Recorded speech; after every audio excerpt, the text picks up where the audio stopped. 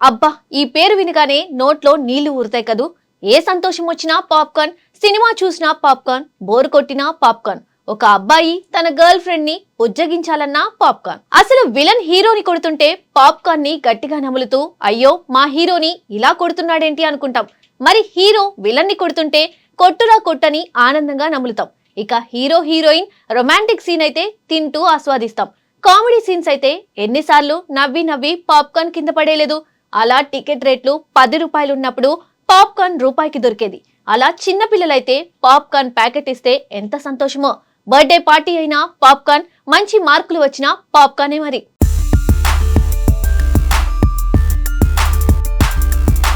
ఇప్పుడు ఈ పాప్కార్న్ కథ అంతా ఏంటి అనుకుంటే చెప్తామాగండి. అసలు పాప్కార్న్ ధర మొదటిలో 10 రూపాయలు ఉండేది, తర్వాత 50 అన్నారు. పోనీలా అని అనుకున్నాం. మల్టీప్లెక్స్ కి వచ్చేసరికి ఆ ధర కాస్త 100, 200, 300 ఇలా ప్యాకెట్ సైజ్ బట్టి మారుతూ ఉంటుంది.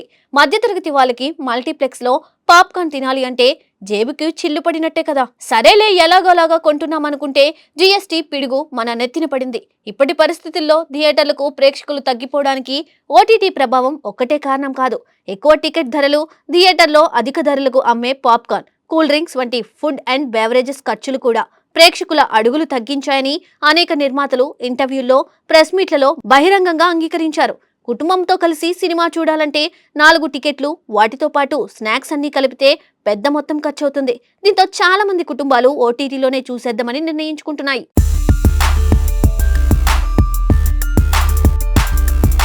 అయితే ఈ పరిస్థితిని మార్చేందుకు పెద్దగా మార్పులు కనిపించలేదు. కానీ ఇప్పుడు ఈటీవీ విన్ మాత్రం కొంచెం భిన్నంగా ఆలోచిస్తుంది. ప్రేక్షకులకు అనుకూలంగా ఉండే ధరల విధానంతో ప్రయోగాలు చేస్తుంది.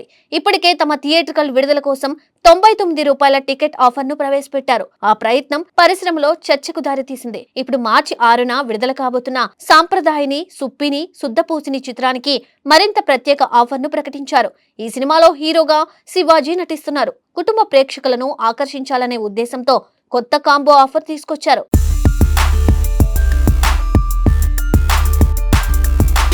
సింగిల్ స్క్రీన్ థియేటర్లలో 4 టికెట్లు, ఇంకా ఒక పెద్ద పాప్కార్న్ కలిపి కేవలం 499 రూపాయలకు అందిస్తున్నారు. అదే ఆఫర్ మల్టీప్లెక్స్ లో 799 రూపాయలకు లభిస్తుంది.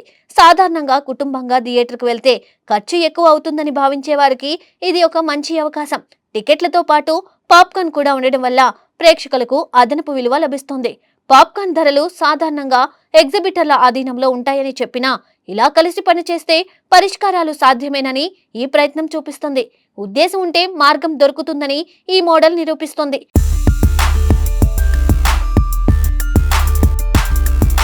ఇంతకు ముందు 99 రూపాయల టికెట్లతో విడుదలైన రాజు వెడ్స్ రాంబాయ్ సందర్భంగా కూడా మంచి చర్చ జరిగింది. అదే రోజున ప్రేమంటే అనే మరో సినిమా సాధారణ ధరలతో విడుదలైంది. ఈ తగ్గింపు ధరల ప్రభావం ఇతర సినిమాల కలెక్షన్లపై పడుతుందేమో అన్న ఆందోళనలు అప్పట్లో పరిశ్రమలో వినిపించాయి. కొన్ని సందర్భాల్లో ఎగ్జిబిటర్లకు పూర్తి ధర చెల్లించాల్సి వచ్చి ప్రేక్షకులకు మాత్రం తగ్గింపు ధరలకే టికెట్లు ఇవ్వాల్సిన పరిస్థితులు కూడా వచ్చాయని సమాచారం.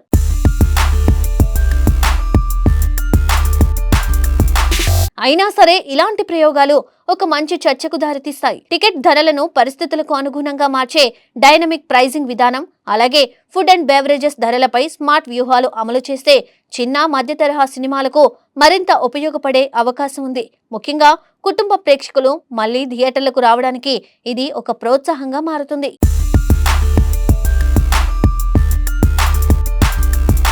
మొత్తానికి సినిమా అనుభవం అందరికీ అందుబాటులో ఉండాలి. అది కేవలం పెద్ద బడ్జెట్ సినిమాలకే పరిమితం కాకూడదు. థియేటర్లకు వెళ్లడం ఒక కుటుంబ పండుగలా మారాలంటే ఖర్చు కూడా అందుబాటులో ఉండాలి. ఈ దిశగా ఈటీవీ విన్ చేస్తున్న ప్రయత్నాలు ఒక మంచి ఆరంభంగా చెప్పుకోవచ్చు.